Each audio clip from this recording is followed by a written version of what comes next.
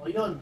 Tapos, ngayon, kapag naglaban ka, normally yung average sa, ito yung mga sa mga nandyan na mga kalaro na sabi kulang ako sa budget, hindi ako makapaglaro na madami, kaya hindi ako nananalo. Hindi totoo yun. Oo. Kasi si Idol Luigi, kakwento niya kung ilan ang ini-entry niya sa bawat derby ng mga bawat club.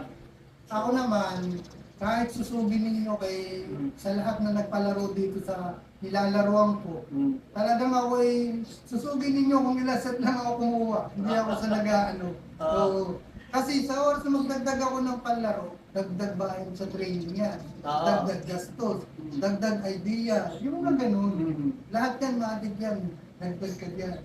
Eh kung wala kang budget, wala. Wala. Oo, yun yung problema. Eh, no. Nagkuha nga ako ng singsing eh, di ba? Kita nyo, dami ako ipon. Pagkuha ko ng singsing, pwede ko ikwinta sa dami eh. Kapag hindi ka dumating to, kumuha lang, 6 eh. 6. Nagdagdag pa daw siya no, kasi normally, mga below lang eh. Yung mga ganun lang. Pero nakinis dumudulo. Nakita ko lang doon, sa mga bloodline ni Sir Luigi, pag pumunta ka dito, talagang isa itsura. Tapos alam niya yung kukuha din niya, ipaparis niya. Kasi meron siyang inbreed na Vandenbroek, inbreed na double Cristo Prisco, na may postuin. inbreed na force to win. Oo. Pag pipilian lang niya yung mga sinasama-sama niya doon sa tatlong bloodline na yun. Tinanong ko rin sa kanya kanina, kapag yung tatlong bloodline nakapasok na sa isang ibon, kukuha siya ng iba na ipapasok niya para yung doon susubukan yung bloodline. Pero kung makikita mo, kumbaga, sa gaya nito, sabi ko nga kay Sir Luigi, kung isang piraso nga nanalo eh, sa first season, saka sa second season, eh, ba't mo dahil mo tatluhin? Eh ngayon daw, season 3, maganda na yung mga nasa Alegre dyan. Ngayon season 3, ha? Ngayon season 3, dalawa na entry dito. Kasama ako doon, kasi ako 12 entry ko. O yung boss ko, 50. Siyempre, ibang mga madami ding entry. Si Luigi, dalawa lang na full sibling yan. Oo. Dalawang full sibling nito.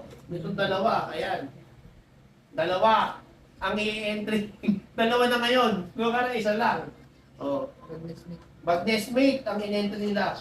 Hindi pa lang replacement. Hindi, nag-replacement. Kapatid pa rin. Kapatid pa rin. So parang inano mo. Oo. Tinuloy ko. First tinuloy mo. class, pasa. Oo. Tapos pahinga. Leader. Hmm. Inihanda ko ng replacement. Kasi decade ka rin, kasi dalawa lang eh. Yung isa, Meron. minus Apat kami. Bali, Apat. apat kami. Apat, no? Oo. So ganun kasi sa OLR. Bali, apat kami doon sa team namin. Anong pangalan? Nung entry? Pagsampa na lang. Kasama din.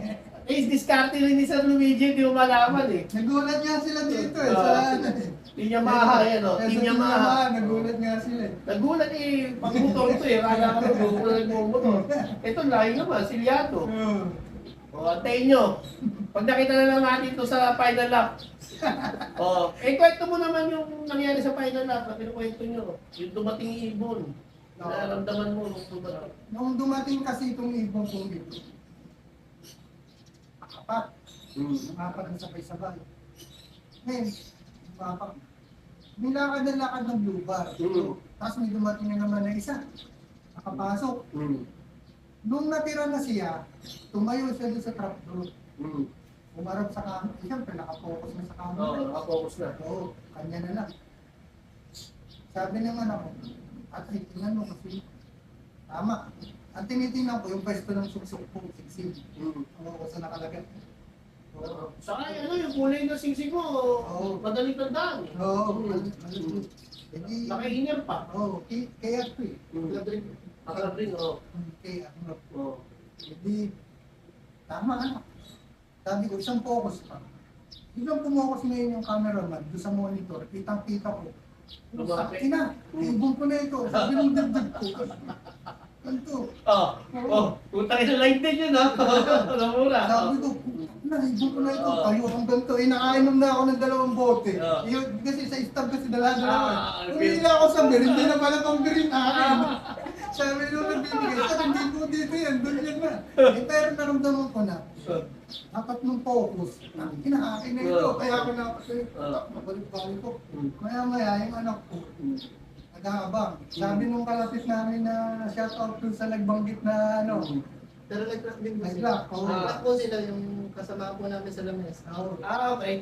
Bali, nag-clock ng Team Yamaha. Sinabi sa'yo, Team Yamaha. Hindi, narinig dito. Ah. Kasi sinasabi nung Hmm. nakalamesa namin Ah. na kung sino-sino na nag-block. Hmm. Kasi nakamonitor sa cellphone. Hmm.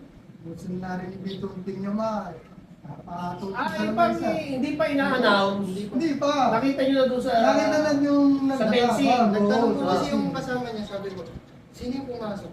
Tingin ma, sabi ko, ano yun ah? Pero yung kidnap, yung niload nung last lap, daw Team Yamaha, ito na lang. Ito na lang. Ito na lang. Ah, ito Siya na lang. Sa kaya kung Team Yamaha, sa inyo Ito, wala rin na. Wala na yung kating Yung pala, isa na lang yung kinlock doon. Oo, sa team namin, wala na. Kita nyo, kapag umuwi ng ibon nyo ng Alegre Wallow Praise, kahit wala ka ng beer stub, pinipilit mo pa rin. Pinipilit mo pa rin kumuha ng beer. Oo. Oh, ganun kasaya doon sa Alegre. Oo. Oh. May secret muna yung entry ni Idol Luigi Nerona kasi ganun pala ang style niya eh. Maganda rin ang gawin yun ah. Saka na lang sabihin, baka mabalis. O yan, yung dalawa. Ngayon, magandang i-repeat breeder talaga kasi may resulta na yung dalawang ibon. So yung yung mixture ba? Nakita ko rin yung mga magulang nito, breeder flyer nila sa Luigi. Sila yung mga isa sa mga nag-aano ng breeder flyer. Napanood ko yun dati sa mga unang vlog. So pwede nyo rin gawin yung mga kalaro. Pag may winner kayo o may mga stock bird kayo, paamuhin nyo para papa-exercise nyo muna bago gawin din sa breeding. Tapos yung nakita nyo, sa isang episode natin, pinakita ko sa inyo yung VIP breeding ni Sir Luigi. Talagang divide na. No? So, makakalipad din yung ipon, pwede nyo gawin yun. O yan, ano pa mga advice po, Sir Luigi, sa ano mga nag-ano? Hindi na yun, siyempre, una yung mga mentor, sumunod naman. Yung mga, dito kasi sa channel na, marami dyan yung, may nabasa kong comment minsan dyan, 2 taon na daw, hindi pa siya nanalo, ayaw niya na. Parang ganon. So, sa aming mga nagkakalapate, para sa akin, i-enjoy natin yung hobby natin na kahit hindi manalo, kasi masaya tayo. Tsaka isang mga ko dito sa pag-iipon, talaga ito, libangan lang natin. Pangalawa, huwag niyong kwentahin ang kinakain nila. Huwag niyong kwentahin yung gastos. Kasi naiintindihan nila yun. Tingin ko lang sa akin lang. Kasi mayroon ako, marami na rin naman akong nakasalamuha, nakasama. Meron ako dyan, lahat nandun na. Pero pag na bandang ulit minsan, sasabihin, nagkastos na, ganito, ganito. Parang nahihirapan din siyang makadulo. Dulo nga, nahihirapan ka Parang eh. bad vibe. Oo, parang ano, gano'n. Parang nangyayari kasi hindi ka na nilagaya pang negosyo. Oo, parang gusto mo nang mabawi yung nirelease mong pera. Oo. Parang Hindi ka ganun. nanalo. O yun, isa pa yun sa mga napapansin ko. Yung iba kasi may nag-PM sa akin, na i-share ko rin kay Sir Luigi, nag-PM siya, magkano ba ang kapital niya sa ganyang negosyo? Nagulat ako kasi sa YouTube eh. Hindi pala siya nagkakalapate. Kumbaga gusto niya lang pasukin itong industry na ibon para daw parang kikita. Oo. Ang sagot ko sa kanya, piniyam ko siya, email ko, sabi ko, una-una dapat passion mo siya. Maligaya ka, kumita o hindi, manalo o hindi, maligaya ka. After no, kung manalo, bonus na lang, tapos tuloy-tuloy mo. Kasi yun yung sarap ng pag-iipon. Ngayon, kung magaya ni Sir Luigi, pag pumunta dito, nakita ko yung norte niya, ubus na, baka lumusog kayo dito. Wala nang mailaban to. Yung mga ganon. So yung mangyayari, kukunin na lang yung bonus na. Pero syempre, kapag ka nagsimula ka ng hobby, tapos hindi mo siya talaga gusto, ang nangyayari, nahihingat, ang nangyayari ay mapuprostrate ka kung ano mangyayari. Ayan. Medyo nadumi na yung isang ibon. Kakapapakita namin sa inyo. So ito, mga kalaro huwag niyong kakalimutan na ang pag-iibon, kagaya ni Sir Luigi, hindi yan paramihan. Oo.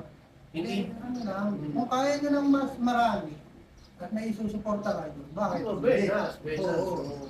Yung sa akin kasi, ako nagbabase lang ako sa kakayahan ng budget ko. Yun ang totoo nun. Bakit hindi? Gusto ko nga lumaro ng marami.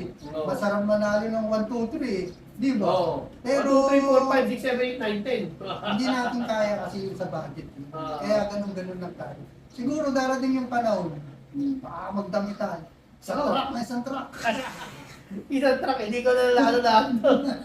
O ayan Okay na mga kalaro So, again, pasalamat tayo kay Sir Luigi na napiyagan tayo ma-vlog siya. Dahil ang daming followers nito, lagi nag-PM sa akin.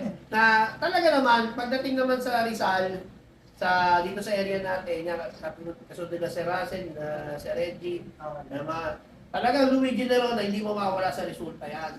Lagi yan nandun, lalo na sa Alegre.